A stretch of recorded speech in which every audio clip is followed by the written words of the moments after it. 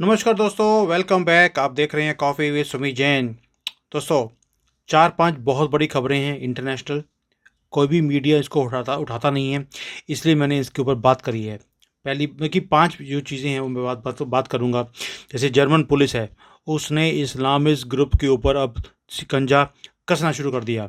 Biden ने $10 billion दे दिए Iran को वॉर को एक्सटेंड करने के लिए। इसके ऊपर मैं दोबारा से बात करूंगा। उसके बाद है इज़राइल हमास की जो डील हुई है, अभी ये डील होने वाली है, इसके बारे में बात करेंगे। और यूनाइटेड नेशंस के अंदर एक डिमांड करी गई है कि भाई आप जो ह्यूमैनिटेरियन एड है ये हमास के पास पहुंचाने के रास्ते हमें दे दीजिए, जैसे कि इज़राइल वाले बेवकूफ़ हैं। और आखिर में बात करेंगे बाइडन और प्रेसिडेंट शी की जो मीटिंग हुई है, क्या कुछ हुआ, कौन से बॉम्ब चले, ये सब के बारे में आज हम बात करने वाले हैं। सारे ही मुद्दे बहुत इंपॉर्टेंट हैं, अंत तक आप बने रहिए। नाउ चलते हैं आज की 5 बड़ी न्यूज़ के ऊपर। सबसे बड़ी न्यूज़ जो है वो आई जर्मनी से। जर्मनी में क्या हुआ कि जर्मन पुलिस ने रेड मारी इस्लामिस्ट जो ग्रुप है वहाँ पर, उनके ऊपर, और 54 लोकेशंस के ऊपर इन्होंने छापे मारी है। और ये सारे के सारे जो ग्रुप हैं, ये कोई वहाँ पर इस्लामिक सेंटर फॉर हैम्बर्ग है, IZH बोलते हैं उसको, उसके ऊपर इन्होंने हमला बोला। पुलिस ने बंदों को पकड़ा जो उनके वहाँ पर सपोर्टर थे। और सपोर्टर कौन है? सपोर्टर सारे हैं Iran backed terrorist group Hezbollah के। अब आप समझते हैं ये तारे कहाँ तक हैं। जर्मनी अभी तक तो चुप था, यूरोप चुप था, लेकिन अब जैसे जैसे ये रेडिकलाइजेशन बढ़ती जा रही है, इनकी भी आंखें खुलनी शुरू होगी। इन्होंने एक्शन लेने शुरू कर दिए। और जो उनके जो पॉलिटिशियंस हैं जर्मनी के, उन्होंने बोला कि ये टाइम आ गया कि हमें ये लोगों को सबक सिखाना पड़ेगा कि भाई आप यहाँ पर आए हो और आज आप बोलते हो कि हमें यहाँ पर भी शरिया लॉ चाहिए। देखिए, इन्होंने ये भी बोल दिया कि जितनी जल्दी ये यहाँ से डिसअपेयर होंगे ये जिहादी हैम्बर्ग से, उतना ही हमारी कंट्री के लिए बेटर है। और हम सबको इकट्ठे मिलकर इस जिहाद के खिलाफ जिहाद लड़ना पड़ेगा। और हम बहुत क्लोज हैं उस टाइम के। अब आप देखिए, जो ये IZZ है इज़राइल की, जो जर्मनी में बैठी है, ये वहाँ पर एक ब्लू मॉस्क को चलाते हैं। मॉस्क है वहाँ पर एक। और ये जो ईरान है उसी की एक्सटेंशन है जर्मनी के अंदर। और उनकी एक्टिविटीज़ क्या हैं वहाँ पर? वही ईरान की जो रेवोल्यूशनरी आइडियाज़ हैं, शरिया, वो चाहिए इनको जर्मनी के अंदर। नाउ यू नो कि इन्होंने, ये जो इस्लामिक हैं, इन्होंने कितने अपने पंख फैला दिए हैं पूरी दुनिया में। और आपको मालूम है जर्मनी के अंदर ये पंख फैलाने के लिए 1953 में वहाँ चले गए थे।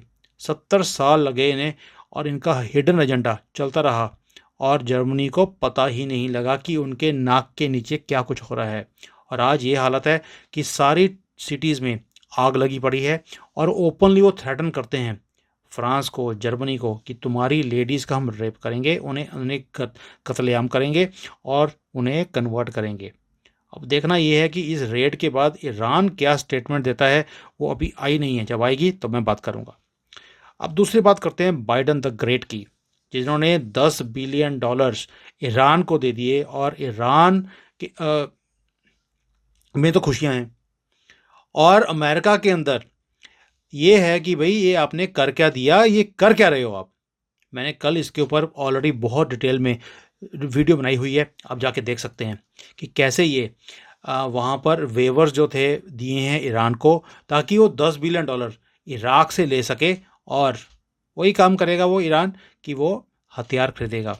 और इसके ऊपर आप सोच के देखिए, जो रिपब्लिकन्स हैं उन्होंने बोला व्हाट आर यू डूइंग। इनके अपने जो पार्टी के लोग हैं वो भी हैरान हैं बाइडन की इस हरकत के ऊपर। और जितने भी एक्सपर्ट्स हैं अमेरिका के अंदर, उन्होंने बोला इतना रैकलेस, इतना डेंजरस मूव है कि भाई आप ईरान को टेररिज्म को प्रमोट करने के लिए और पैसे देते जा रहे हो। और ईरान को अभी आपने रिसेंटली $6 बिलियन दिए। उसने क्या किया? इमीडिएटली USA के ऊपर और इजराइल के ऊपर अटैक करना शुरू कर दिया। एक महीने के अंदर 55 अटैक्स हुए हैं अमेरिकन इंस्टॉलेशंस के ऊपर। और उसके बाद $10 बिलियन और दे दिए। क्या आप समझते हो कि ये जो सारी चीज़ें कर रहा है बाइडन, ये जानबूझकर नहीं कर रहा, और ये बोल रहा है ये सारा जो पैसा है ये ह्यूमैनिटेरियन चीज़ों को खरीदने के लिए हमने पैसे दिए हैं। जैसे कि ईरान वाले इतने दूध के दूल्हे हुए हैं, इतने साफ सुथरे गुड लोग हैं कि भाई जैसे बाइडन बोलता है वो वैसे ही, अंगूठा चूस के तो दूध पीते हैं ईरान वाले, तो वैसे ही वो काम करेंगे। आप इमेजिन कीजिए कि क्या हालत है इनकी। आप प्लीज़ वो जो मैंने कल वीडियो बनाया था इसके ऊपर आप जाके देखेंगे, आपको हैरानी होगी। मैं पूरी डिटेल में मैंने वीडियो बनाई है इनके ऊपर। अब तीसरी खबर के ऊपर आते हैं, वो है इजराइल और हमास की। आपको मालूम है कि हमास ने इजराइल के लोगों को बंदी बना के रखा हुआ है, 200-250 लोगों को। अब वो उसके ऊपर एक डील की बात कर रहे हैं। अब इजराइल भी उस डील को कंसिडर करने की कोशिश कर रहा है कि भाई आप हमारे हॉस्टेजेस को छोड़ दीजिए, और हमास ने बोला है हम आपके 70-80 हॉस्टेजेस को छोड़ देंगे। नंबर नहीं बताया, ये अनुमान है। और आप 4 या 5 दिन के लिए जो हमारे ऊपर बमबारी कर रहे हो ये बंद कर दो। रीज़न क्या है, हमास ने वहाँ से पतली गली से निकलना है, और वहाँ पर जब इजराइल दोबारा से युद्ध शुरू करेगा तो वो युद्ध में उनको हमास का कोई आदमी मिलेगा नहीं, तो युद्ध वैसे ही रुक जाएगा। ये हालत है उसके ऊपर। और इजराइल के ऊपर भी बहुत ज़्यादा प्रेशर डलवाने की कोशिश करी जा रही है। जैसे अमेरिका में केस कर दिया बाइडन के ऊपर, यूनाइटेड नेशंस में भी इजराइल को बोला जा रहा है कि आप इस युद्ध को रोक दीजिए। और किसके लिए, कौन बोल रहा है? एक तो इजराइल के अंदर से भी जो हॉस्टेजेस जो पकड़े गए हैं उनकी फैमिलीज ने बोला है आप ये रुकवा दीजिए, युद्ध को रुकवाइए। इजराइल को बोल रहे हैं ताकि हमारी फैमिलीज वापस आ जाएं। कतर भी इस मेडिटेशन में लगा हुआ है, मेडिटेशन नहीं मेडिएशन में। कतर वही जहाँ पर हमास के लीडर्स उनके कंट्री में बैठे हुए हैं। आप सोच के देखिए कितना वंडरफुल गेम खेल रहे हैं सारे लोग मिलकर। इजराइल अफेक्टेड कंट्री है, उसे सारे लोग बोलते हैं तुम युद्ध रोक दो। भाई क्या हो गया, तुम्हारे 1500-2000 लोग ही तो मरे हैं, क्या फ़र्क पड़ता है? तुम ऐसी बिना बात पे युद्ध लड़ने चले गए हो, तुम जीत तो सकते नहीं कभी भी, ये तो 1400 सालों से चलता आ रहा है। तुम इस युद्ध को रोक दो। प्रेशर डाला जा रहा है इजराइल के ऊपर। अब होगा क्या, जो फैमिलीज़ हैं जिनके उन्होंने बोला कि भाई हम हॉस्टेजेस को छोड़ देते हैं, हमास ने बोला है, तो जो इजराइल की फैमिलीज़ हैं उन्होंने बोलना शुरू कर दिया कि जो लोग आ रहे हैं उन्हें तो लेके आओ। तो 4-5 दिन के लिए अगर युद्ध रोकना पड़े तो क्या फ़र्क पड़ता है? और आप देखिए हमास हमास हंस रहा है इस वक्त पूरी दुनिया के ऊपर और इजराइल के ऊपर। और हमास इसके एक्सचेंज में मांग क्या रहा है? वो बोल रहा है 5 दिन के लिए युद्ध रोक दो। जो आपने इजराइल ने हमास के जो जानवर पकड़ के रखे हुए अंदर उनको छोड़ दो। आपको क्या लगता है इजराइल को ये करना चाहिए? आपकी इसके बारे में फीलिंग क्या है दुनिया के अगेंस्ट? ये मेंशन जरूर करना ताकि इनको इनका पर्दाफाश करे। और ये यूनाइटेड नेशंस ये दोगले ये क्या कर रहे हैं? ये कह रहे हैं, इन्होंने एक रेजोल्यूशन पास कर दिया कि जो ह्यूमैनिटेरियन एड है ये हम देना चाहते हैं गाज़ा वालों को, आप हमें रास्ता दे दीजिए। आप इमेजिन कीजिए, इजराइल के लोग बंदी बना के ले गए, लेडीज़ के साथ क्या कुछ किया, बच्चों को जिंदा जला दिया ओवन में डाल डालकर, और हंस रहे हो, और उनकी बॉडीज़ को इन्होंने फ्लैश किया, this is what we are going to do with you.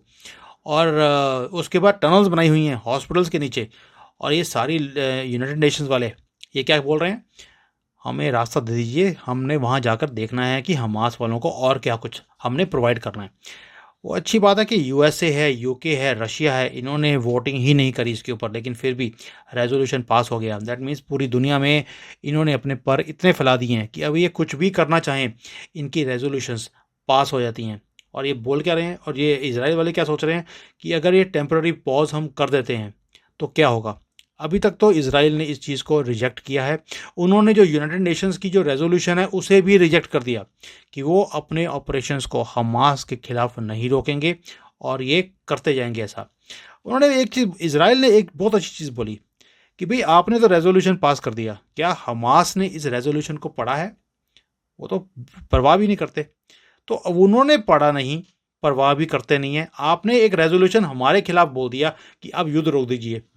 आप हमें क्यों बोल रहे हो? युद्ध के अंदर दोनों पार्टीज को एक एग्रीमेंट को मानना पड़ता है। दूसरा आदमी तो पढ़ने को भी तैयार नहीं है।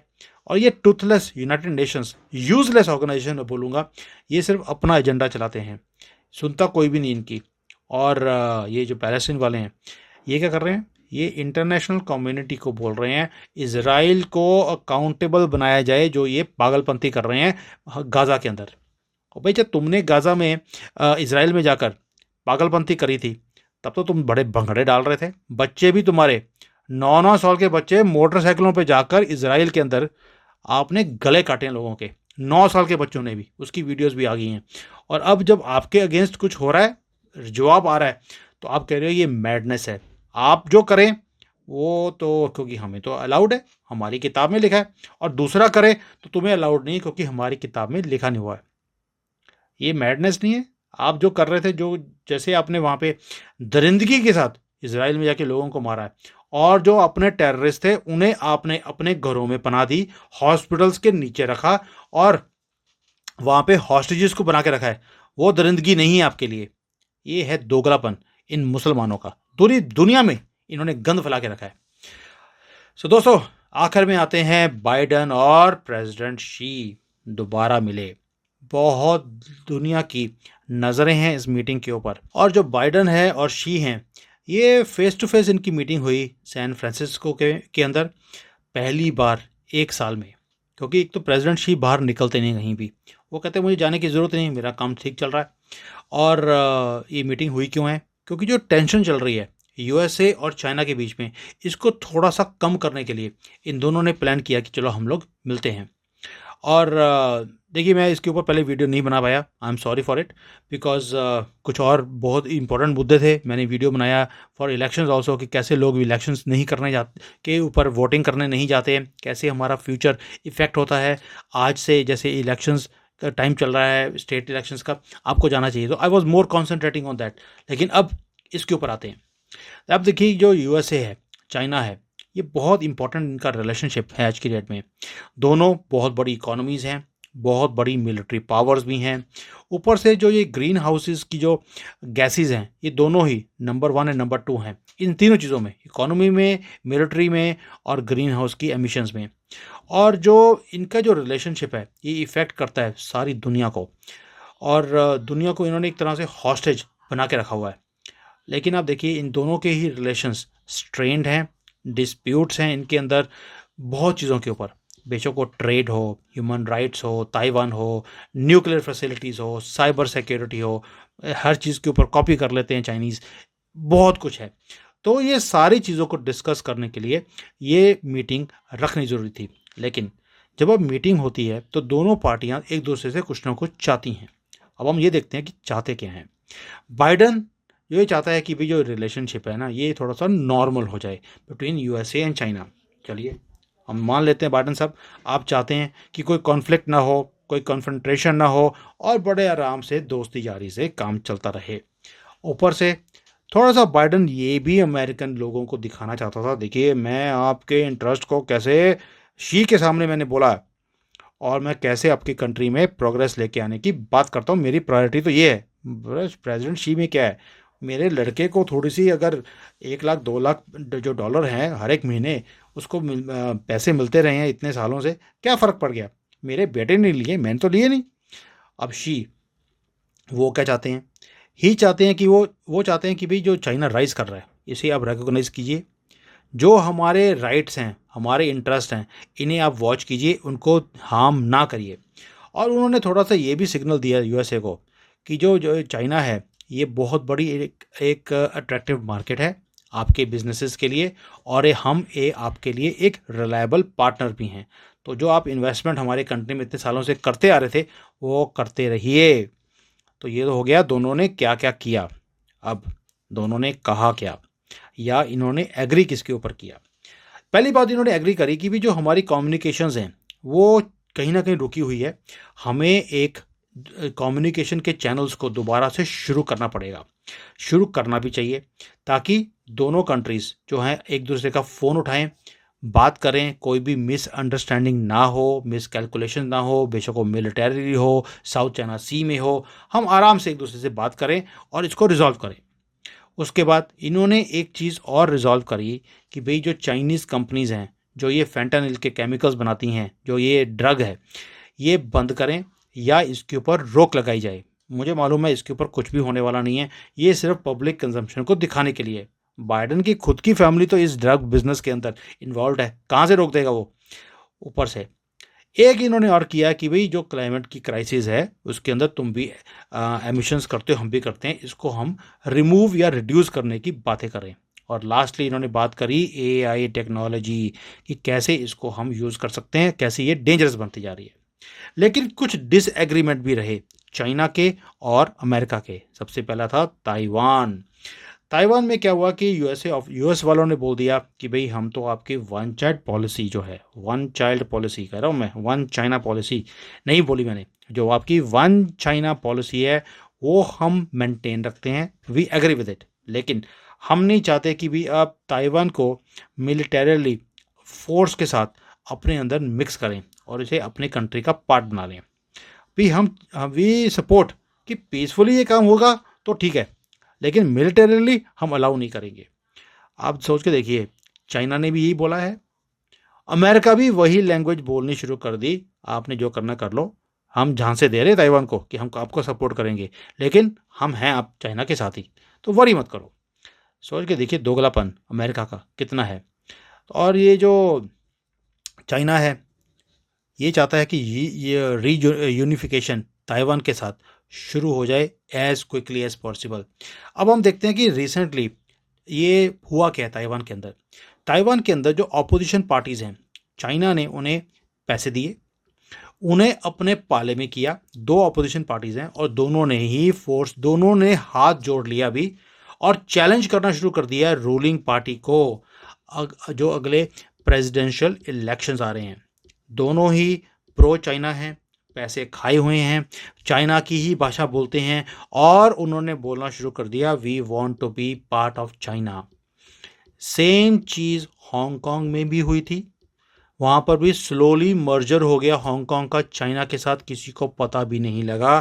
ताइवान के अंदर भी वही काम चल रहा है आज की डेट में। तो आप समझ सकते हो कि कैसे चाइना अपनी गेम को प्ले करता है। हिंदुस्तान के अंदर भी आपने देखा है कि कैसे कांग्रेस वालों को पैसे पहुंचाए गए सिंघम के थ्रू, कैसे हमारे मीडिया में पैसे फेंके गए न्यूज़ क्लिक के थ्रू। न्यूज़ क्लिक तो झांकी है, अभी तो ये सारे के सारे आपको दिखेंगे, सारे पैसे खाते हैं भारत के खिलाफ बात करने के लिए, एजेंडा चलाने के लिए।